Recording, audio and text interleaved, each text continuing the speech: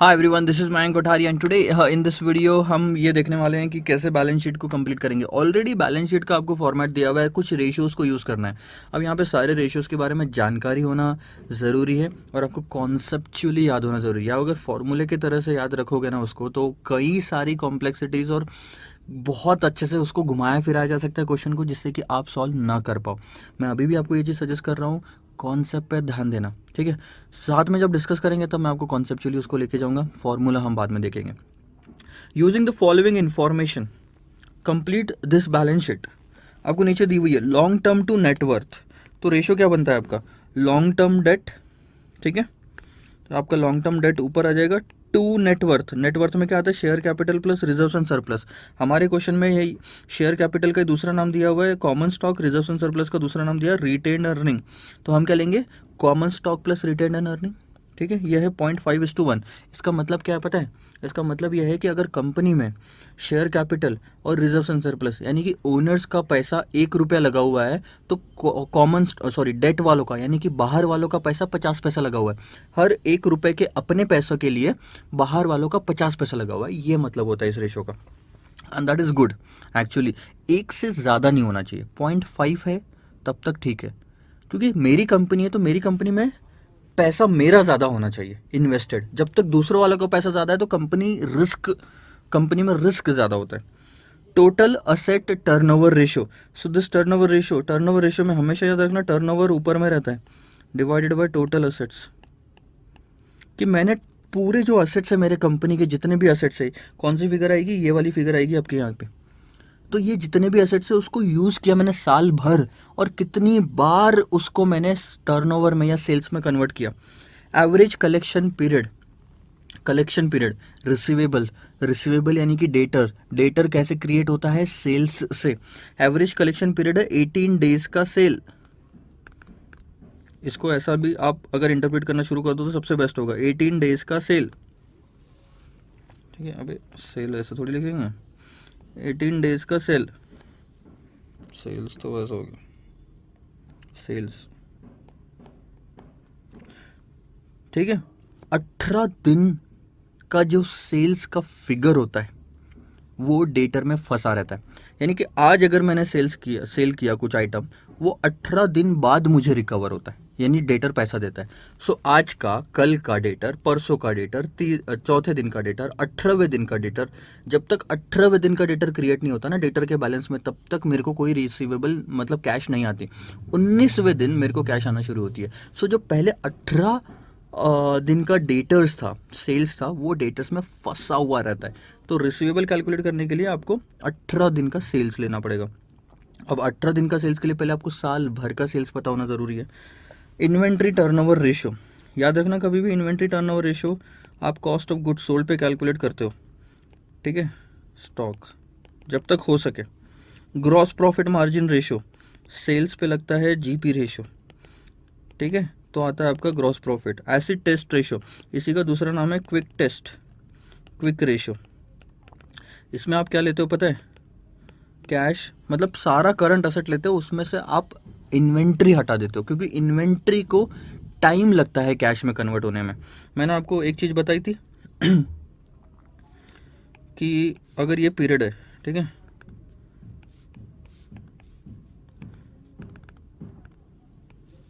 ये मान लो ये 0 टाइम, ये 3 महीना, और ये मान लो 12 महीने, मैं अंदाज़ बता रहा हूँ, ठीक है। तो कैश जो होती है, कैश यहाँ पे जो होती है तो कैश में ही होती है ऑलरेडी, उसको कोई और कैश में कन्वर्ट करने की ज़रूरत नहीं, तो उसका कन्वर्जन रेशियो 0। उसके बाद रिसीवेबल्स ले लो। अगर डेटर में कुछ पैसा फंसा है तो वो उसकी कैश आने में कितना टाइम लग सकता है, मैक्सिमम आपका 18 दिन, जैसे क्वेश्चन में दिया है, 30 दिन, 60 दिन, मैक्सिमम 90 दिन, तो मैंने 3 महीना ले लिया। लेकिन इन्वेंट्री जो होती है, इन्वेंट्री को काफ़ी टाइम लगता है कैश में कन्वर्ट होने में, क्योंकि इन्वेंट्री पहले मशीन में जाएगी, मशीन से फिनिश गुड्स में जाएगी, फिनिश गुड्स से डेटर में जाएगी, डेटर से फिर कैश आएगा। सो तकरीबन हम मानते हैं कि साल भर लग जाता है इन्वेंट्री को कैश में कन्वर्ट होने में। सो क्विक असेट्स कौन से, असेट तो सर सारे के सारे हैं, ध्यान देना मेरी बात, मैं क्या बोल रहा हूँ आपको फिर से ध्यान दो। असेट तो सर सारे के सारे हैं, असेट तो सारे के सारे, लेकिन क्विकली कैश में कन्वर्ट होने वाले असेट कौन से, सर क्विकली कैश में कन्वर्ट होने वाला सबसे पहला असेट और ईजी असेट इज कैश।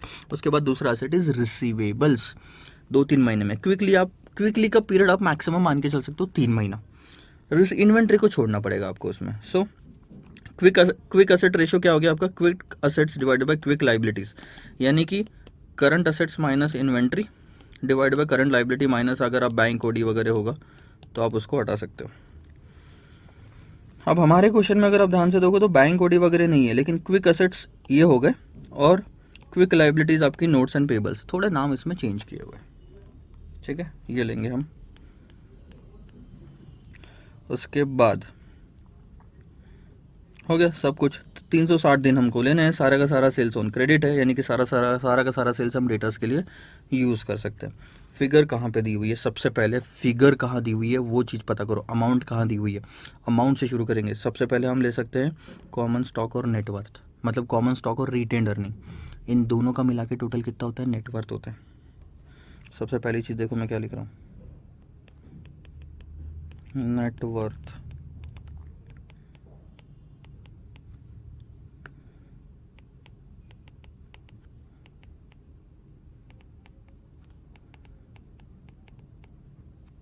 ठीक है, कॉमन स्टॉक 1 और 1 लाख है,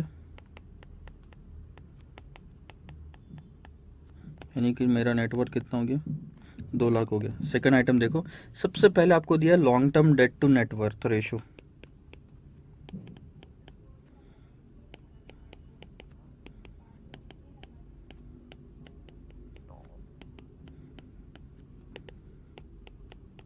तो ऊपर में हम लेंगे लॉन्ग टर्म डेट,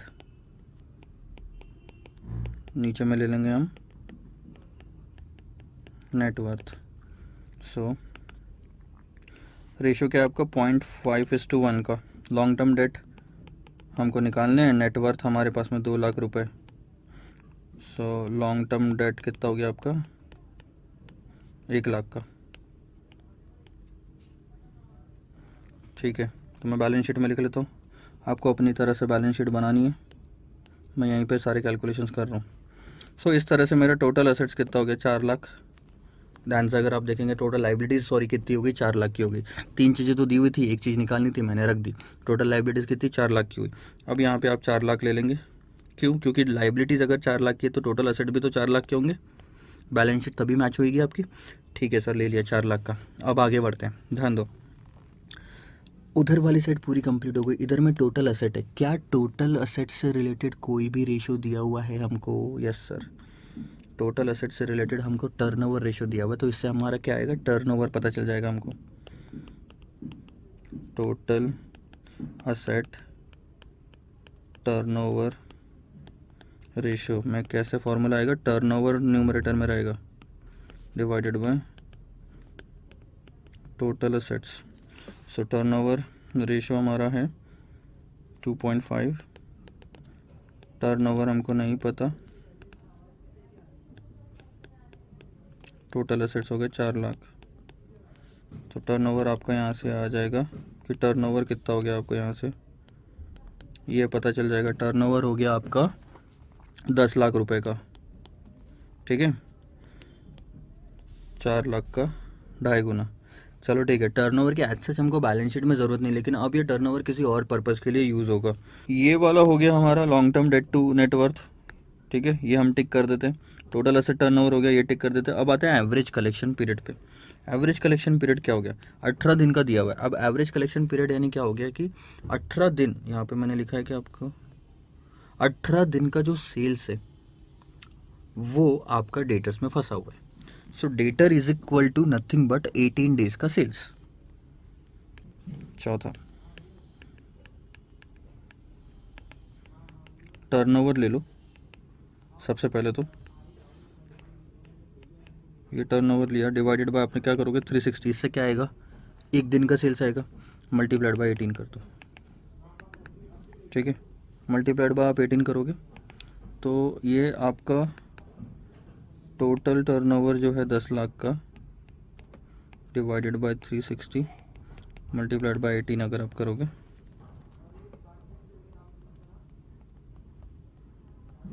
50,000। ठीक है, दूसरी तरह से भी अगर आपको लेना है तो एवरेज कलेक्शन पीरियड कैसे निकालेंगे, बहुत ही सिंपल। एवरेज कलेक्शन पीरियड कैसे निकला है कि डेली सेल्स और डेटर्स डेटर्स का 18 दिन, sorry daily sales multiplied by 18 days is equal to debtors. अगर मैं ऐसे भी कर रहा हूँ ना, यानी कि डेटर्स कितनी बार कन्वर्ट कर रहा हूँ मैं डेली सेल्स में, सो ये हो गया 18। ये डेटर्स मुझे निकालने हैं, डेली सेल्स यानी कि 360। वही तरीका है, सेम टू सेम, और कुछ नहीं, बस प्रेजेंटेशन आपका अलग है। तो इससे आपका आंसर आएगा 50,000। तो आप ऐसे निकालना चाहे ऐसे निकालो, ऐसे निकालना चाहे ऐसे निकालो, पहला वाला मेथड ज़्यादा इजी है। सो ये 50,000 मैं डेटर्स के यहाँ पे लिख लेता हूँ। ठीक है, दूसरी चीज़ अब देखना।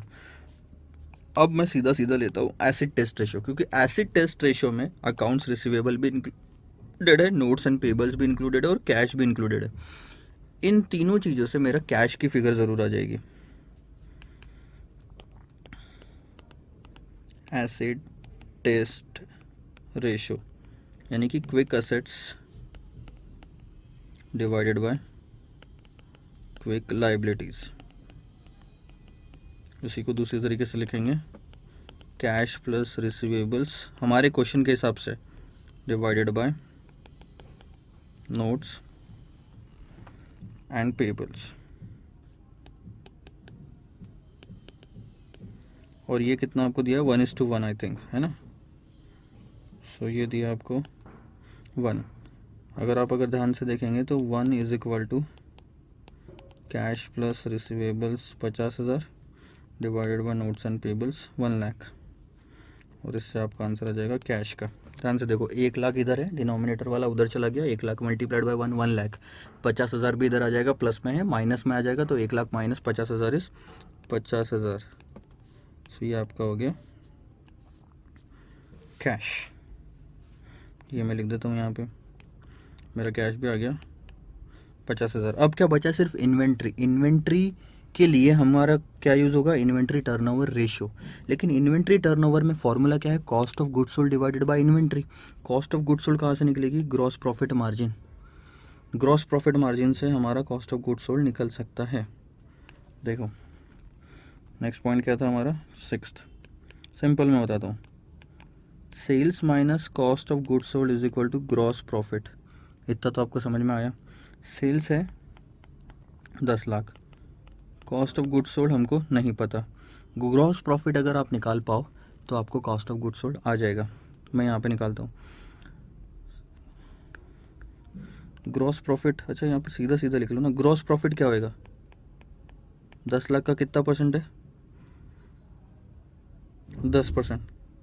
अब मैं आपको दूसरा तरीका भी दिखा सकता था, ये 10%, यानी कि कॉस्ट ऑफ गुड्स सोल्ड कितना हुआ, 9 लाख। ठीक है, अब एक चीज़ आपको ये भी पता होनी ज़रूरी है, और ग्रॉस प्रॉफिट मार्जिन अगर 10% है, that is cost of goods sold का मार्जिन जो है वो 90% है। Therefore cost of goods sold is equal to sales multiplied by cost of goods sold का मार्जिन। एक ये तरीका भी हो सकता है क्वेश्चन में, अगर कभी एग्जाम में आपको आता है direct margin cost of goods sold का दिया हुआ, तो कहानी आपके लिए और इजी बन जाएगी।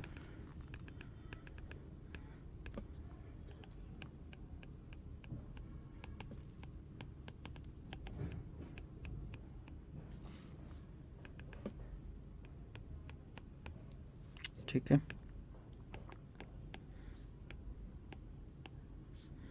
सो ये कॉस्ट ऑफ गुड्स सोल्ड आ गया। अच्छा, अब इसका कोई एज सच पर्पज़ नहीं है, यूज़ नहीं है, हमको इसका चाहिए सिर्फ इन्वेंट्री टर्नओवर रेशियो के लिए।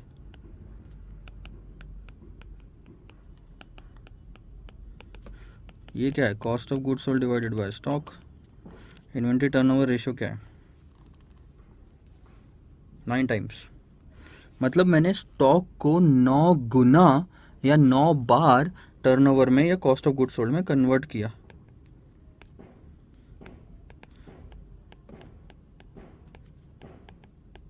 और यहाँ पे आपकी फाइनल फिगर,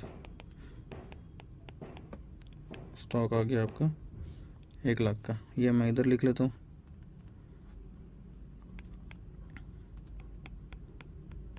1 लाख। बैलेंस क्या बचा? देखो 50 50 एक 50,000 1 लाख हो गया, 1 लाख और 1 लाख 2 लाख हो गया, बचा कितना? सिर्फ 2 लाख का आपका फिगर बचा हुआ है एंड ख़त्म, आपकी पूरी बैलेंस शीट रेडी। एक एक एक एक करके मेन कैलकुलेशन ये बैलेंस शीट नहीं है, पता है जिस पे मैक्सिमम मार्क्स आपको मिलेंगे वो है ये वर्किंग नोट्स, आपके सारी की सारी वर्किंग नोट्स। ऊपर में हेडिंग डालो वर्किंग नोट्स और उसके बाद में ये सब लिखो, ठीक है। So this is it. मैं स्लाइड्स लिख देता हूँ, कितनी स्लाइड्स हो गई आपकी। So this is going to be the first slide, this is going to be the second slide and this is going to be the third slide. 3 slides में आपका सारा आंसर कवर अप हो जाता है and I hope you got the point. समझना ज़रूरी है, सिर्फ फाइनल आंसर निकालना नहीं।